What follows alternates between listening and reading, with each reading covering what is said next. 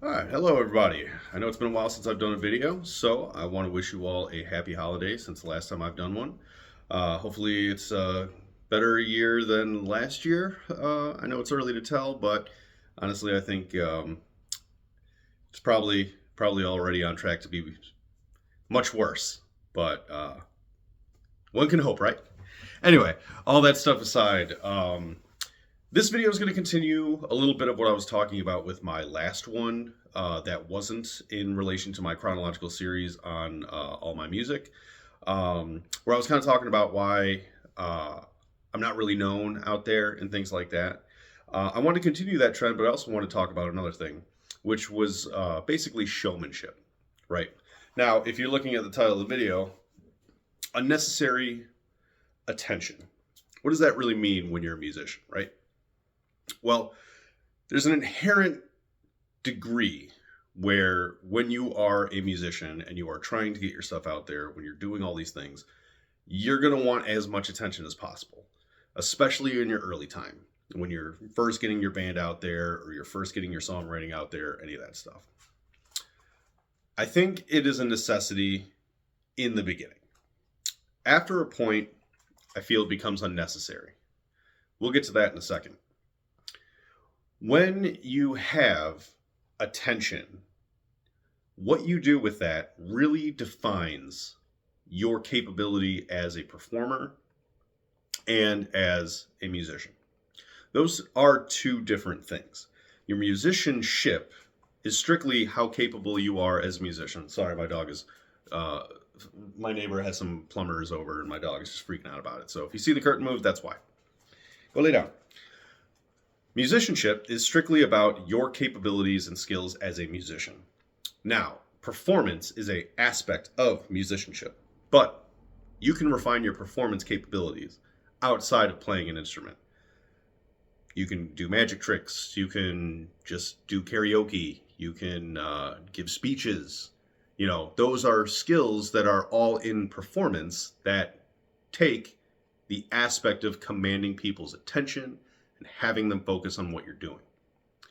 Musicianship requires a certain degree of performance capability, but it also requires your skill with your instrument to keep and hold people's attention. So, when I talk about these things, there is some interchangeability, but I want to strictly focus on the showman side of things, which is going to fall more under performance rather than musicianship. Because if you are a solo musician, or you are a singer, or you are a singer slash guitarist, bassist, what have you, and is basically drawing most of the attention on yourself when you're performing, this is kind of what it's anchored towards.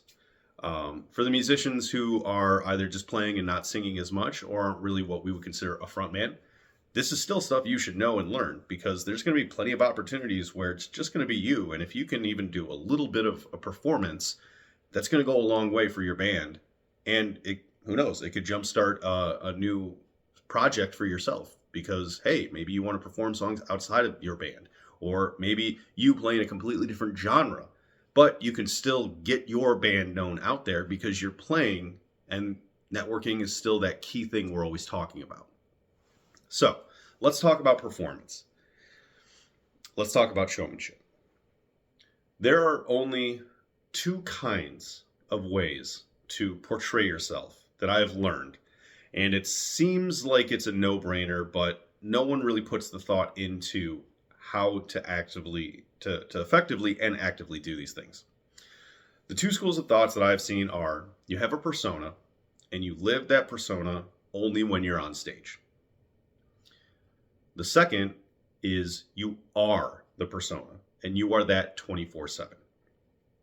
Now, one may think that a person who is constantly living the persona, maybe that's just that person.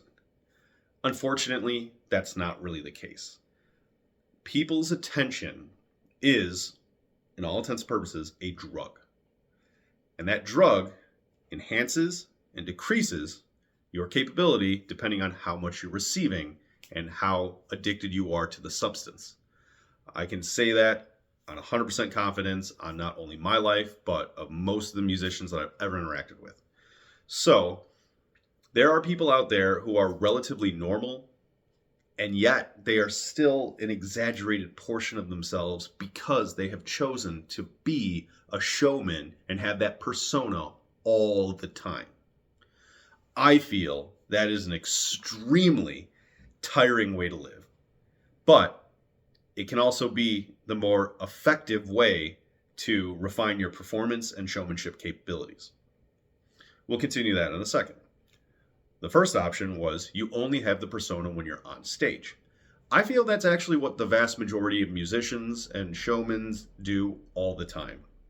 It's kind of like, lighting up a cigarette when you need, or, taking a shot before you go do something. It's kind of the same concept. You just pull yourself up, figure out what you need to do, go up on stage, and you're that for 30, 40, however minutes long, however many sets long.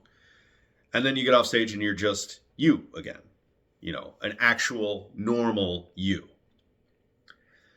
When I look at musicians, I find that musicians who fall under the first category of showmen only when they're on stage or only doing a performance don't actively seek unnecessary attention as much as people who live it all the time. Remember, like I said, people who live it all the time, it's more natural. It's more of a opportunity sense of things where you're just going to always find something happening. You're going to make your own luck, in reference to my other videos, right? So there's pros and cons, absolutely. But I kind of want to talk about unnecessary attention in general. And I wanted to set the template for a minute. Before I get into that, you're probably wondering, what was I? I dabbled with the first portion, being just a showman on stage. And then I started trying to live my life as if I always was my persona. In this case, Blue Jay Water. And then after my music career stopped, I really understood that I just was not that person at all. I mean, I'm sociable, but I'm not nearly sociable to the degree that Blue Jay had to be. I am not nearly as confident. I am definitely not nearly as arrogant, despite what my friends may think. And I'm unfortunately not as on. I'm far from a humble person. I actually actively work to be humble because I've had a lot of humbling things happen to me. But I really don't like interacting with people. And that's what threw me off when I started realizing I was a pretty good showman and I had a persona that was entertaining to people. Because when I just interact normally with people, I'm very boring. I'm usually one of the dullest people. And it's usually a shock to the system when they find that A, I was a professional musician, or B, I am still quite a capable and professional musician. It's almost like I'm doing a magic trick and I'm like, pulling off the mask and I'm just a whole new person. I kind of like that. That to me is a little encouragement that I'm still good at what I do. But that whole thing aside, I'm not a persona. I am actively who I want to be 24/7. And if I decided to go heartily back into being a musician and do all these active things, play shows, all that stuff, I'm gonna sink pretty quickly because I don't engage people. Now, on stage, that's a different story. And we will get to that because the thing that I'm talking about is unnecessary attention. In reference to other videos that I've done and just what you kind of have to do as a musician today, I was talking about how you have to wear multiple different hats. You have to be versatile as a social media person, a videographer, a content creator, a publicist, advertisist, marketer, all these things. You got to do it if you want to get some level of measurable degree of success as a musician, right? So then what's unnecessary? You need this attention. You need to build off of it to keep your audience interest. But then we kind of look at some famous celebrities and the downfall of social media. I think social media really has ruined society. I am that old fucking doomer type. Um, and it's crazy because I was in the Navy and I have served with people who are literally across the entire globe currently. So it's nice to have some means of access to them with social media. But at the same time, there's some things I see from not just them, but my own family members, for example, who I'm just like, oh my God, shut the fuck up, please. Like, this is why I don't go and see you anymore.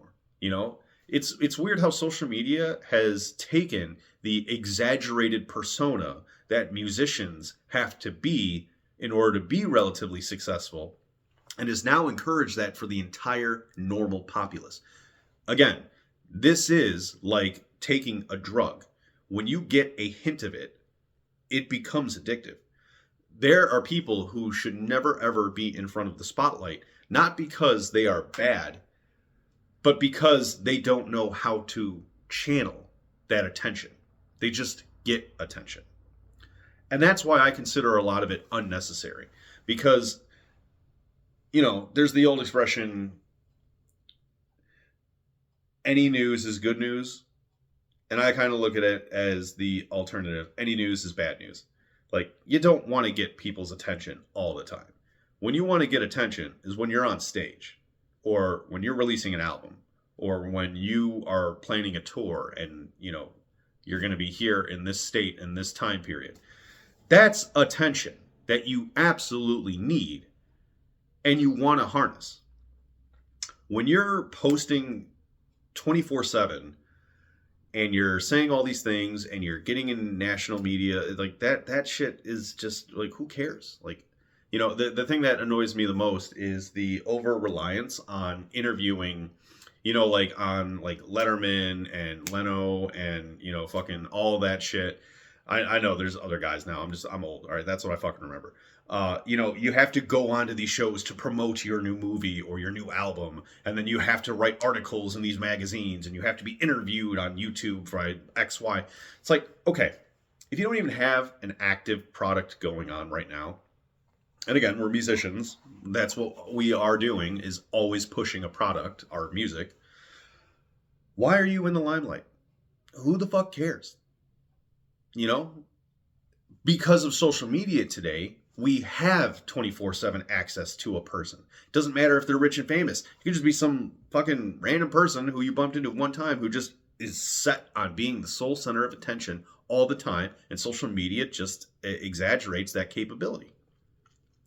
That shit really detracts from your capabilities as a showman and a performer. So, in that context, it's unnecessary. And if it's unnecessary, it's probably bad. So what do you do instead? I've been thinking about this, and I was watching a video earlier today that kind of helped me put it into perspective. And then I also kind of talked about this a little bit when I was talking in my last video about how you don't know who I am. Well, that's because I think impact is more important than attention. Now, how do you go about that? Well, your impact stems from the actions you do, right? So when do you have the opportunity to make an impact? Well, all the time, because it's the same as when do I have the opportunity to get people's attention? All the time, because of social media, right? Wrong. The only time you can really leave a lasting impact is during your performance. The only time you can truly command people's attention is during a performance. And that's why I want to look at, instead of just grabbing attention, we want to command attention. And I mean that in the literal sense. You are taking charge. You are telling people, pay attention, focus on what I'm saying, and hear me. And then you send them on their way after, and hopefully your impact and your music, your product, has delivered its goal and people want to hear you again. Or they at least want to buy your albums. Or, they give you the likes on social media, shit like that. How do you command people's attention? now we're getting to the real reason I'm making this video. I will freely admit I am still working on how to do that. But this whole video, I'm kind of giving you breadcrumbs on how to piece it together, right? Because that's how I pieced it together. It was through a lot of trial and error, it's through a lot of different life experience, and it was through a lot of me just realizing I don't want attention all the time. But when I do have your attention, I'm commanding it. And I think if we kind of focus this, instead of just trying to grab unnecessary attention, music's going to change and be so much better. You know, yes, again, I'm showing my age. I think a lot of music today is fucking garbage.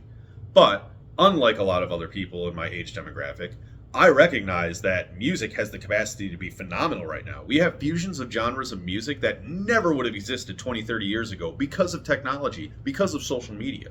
So even though I think a lot of music is garbage, I like the fact that we have more access to all this music.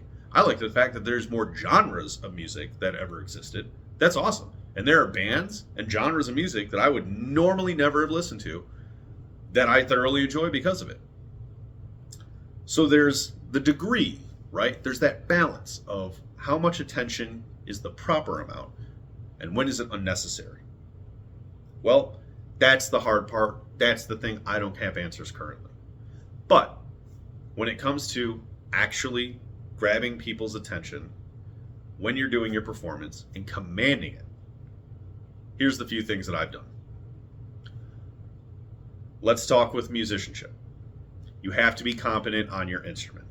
All right. What does that mean? That means when you are playing, you need to be able to express the ideas that you hear in your head into your hands, into your mouth, into your whole body. If you're playing drums, whatever it is, you have to be able to express that idea 100%. Not only do you need to be able to do that on your instrument, you need to be able to do that while working with other people who are equally capable. Now, your band may not have everyone in the same skill range. That's okay. As long as you can still communicate effectively with your group, that's going to make the difference. And you'll kind of know what I'm talking about. The best way I can sum it up, and this really works out because I'm teaching right now, so I'm actively seeing this. Have you ever heard a band, regardless of their skill, where it sounds like it's just a bunch of individuals playing a song versus a band playing a song? That's the shit that I'm talking about. And I'm sure you've heard it before. It happens a lot more frequently on the small scale, you know, looking at cover bands in your bars or, you know, the local original band that hasn't gotten anywhere yet. Hey, they need to work out those kinks. That only happens by going and performing. But I have heard and seen big bands sound like that because they're not communicating effectively for one reason or another. So, your musicianship, your competency in your musicianship, and your communication effectiveness with your musicianship, that right there is really going to grab people's attention. Now, performance. How do you command attention? That really depends on your genre of music and your audience and your audience numbers. So, for my genre of music with blues, blues is what I would consider a very casual form of music that has a large, capable demographic, but has a, in reality, small audience base. Big words, big ideas, what does that mean? Blues, everyone feels it. That's why I think it's casual. We all get sad. We all have that longing, that aching, and that feel-good rhythm that comes with blues. We all have that all the time. I'm sorry, not all the time, but most of the time. Yet, blues is still a niche genre, today at least. So the people who listen to blues are usually, you know, just a handful of people in comparison to a genre like rock when it comes to a performance. And that's okay. I don't mind playing for 20, 30 people if I commanded their attention. If I have every ear and eye focused on me. So, how do I do that? Authenticity. I am 100% sincere whenever I'm on stage. Whenever I get up there, I tell people how my mood is. I ask them what their mood is. And I talk with them, kind of like I'm doing right here. I'm not boring them for 20 minutes talking, but I am incorporating natural conversational flow while I'm playing my music. That's one of the easiest ways. And that's kind of something I think a lot of music is lost today. There's not an authenticity. I've talked about that a little bit before on videos. I'm going to end up making an actual video just talking about that. But authenticity and sincerity is hands down the easiest way to grab anyone's attention outside of music. So something that's so raw and visceral, where we're just trying to connect in a universal language by using music and doing a performance, guarantee you are going to take your maybe mid-level band and heighten it. I'm not going to say you're going to be like in the top big dogs capability of performance, because sometimes, if you don't fill a stadium of people, you don't know how to augment and heighten your capability. You have to work your way up to that.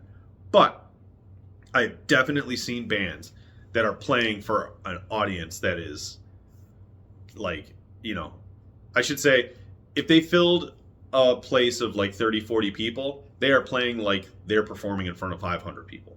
I've seen bands that are playing for 5,000 people and there's only 10 people. That's what I'm talking about. They had everyone's attention. They had the bar staff's attention. They had the fucking bouncers' attention, because what they were doing was good. It was sincere. There was competency in their musicianship, and they had a stage presence. Stage presence is the next thing that I'll say is as critical as authenticity and sincerity. If you go up there and you just look fucking dead and you're playing your instrument with barely any consciousness, how the fuck are you going to get anybody's attention? Be active, be engagement. And don't always be active and engaged. You are telling a story. You are using music as the medium. But at the end of the day, I'm telling you something and you're sitting there listening. So we're storytellers. There's times where you got to be heightened and bombastic, and there's times you got to be reserved and close off, and you got to minimize what you're doing. But someone with stage presence, for the most part, is going to go a longer way than someone who just goes and plays. And that's not anything that I'm not trying to insult anybody here, but those shy musicians who either refuse to break out of the shell or are struggling severely, you got to find a way, man. I can't tell you what that is. The reason why you're shy is very different from the reason why I'm shy. So, express that to the millions of musicians on there who are shy. Stage presence comes from consistency in doing it. So the best advice I can always give is just go do it. Go do some open mics more. Go do a performance by yourself. I don't care if you fucking puke and you're crying and you make yourself look like a fucking idiot. I guarantee you, after doing that one time, your stage performance, your stage presence is going to get substantially better, and your overall performance capability is going to get better, because you just get used to it. That's the remarkability of human capability. We just adapt. We just get used to it. But we got to embrace the suck, as the military says. You got to fuck up at least one time before you learn to do it right the next time. So embrace it. Just do it. I've been there. I've not actually puked on stage, but I fucking dry heat. I've been nervous as shit. Have I cried on stage? No. I've teared up on stage during performances, but I've not actively cried or anything. So, I've been there. Wrapping all this up, what I really want from musicians now is stop trying to get unnecessary attention. Yes, attention for your band is important. Knowing the lines of when is this just a little bit too much attention that we don't really need, and when is it the proper amount because we have an album coming out, we're putting out a new release, we're touring, we're about to hit this place and we got to promote. There's a fine line on that. But that's still just a portion of it. When you are actively on stage and you are performing, that is truly the attention that you want. And when you do have it, you need to command it. You need to use your capabilities as a musician and your capabilities as a performer. And I guarantee you, that is going to set you apart from every other band. The quicker you figure out how to do it, the better you get at doing it, the faster you're going to get somewhere. And how do I know this? Because that's why within 9 months, we were touring the Midwest, we were on TV, we were on radio twice, we were working with a talent agency, and we were in the process of putting out an album. 9 months. That's how long my blues trio was together. That's fucking ridiculously short. Now, we burnt out quick. And I've talked about that in other things, and I'll continue talking about that because it's a life lesson. But it's because of everything I was talking about. I'd refined my skills over years. Keep in mind, this was in my 20s. I wasn't even 21 yet. My bassist and my drummer were 21. I wasn't even 21 yet. But I'd refined my skills over years because of the fortunate capabilities that my uncle and my father were musicians, and I was playing in bars at 14, 15 years old. I got over those jitters. I got over that shyness. I learned to engage the audience. I learned to keep people's attention. And then, even though I wasn't a good guitarist, I was a little bit of a good musician because I was versatile. I knew how drums interacted with bass because I played drums and I played bass on top of playing guitar. I was the sole songwriter, so all I had to do was express my idea instead of taking multiple people's ideas, jumbling it up together, and delivering a product of multiple different views. There's little things that I could have done better, but for the most part, I would say I actually became a good musician pretty quickly. Again, don't get any of this twisted. I'm not saying I'm a prodigy. I'm not saying I was a great musician. I was just saying there's a reason why in a short period of time we got to where we were and why I have the life experience to tell you guys what you need to do to be more successful today. So, that's my video for today. I'm going to record another one of me doing the last song that I have the full lyrics to on my second album. And then I'm finally going to have my camera, and I'm going to not only have my camera, I'm going to have the time to properly edit things. So after next video, all of my content should be in better quality, and we'll see how everything goes. I appreciate you all taking the time on this one. Like I said, I hope the holiday treats you all well. If 2024 is going to be anything like 2023, I think it's going to be abysmal. But on the music standpoint of things, I think we really absolutely need more authentic, sincere musicians with capable abilities to command attention to really pull us through. I think the music renaissance is going to start this year. So that's why I'm putting this video out, because I, may not have expressed the idea all the way. There's always more I can say and do, but we're already getting on 30 minutes, and I felt like I've kind of touched everything I needed to. So, everybody, take care, stay safe, and I'll see you all soon.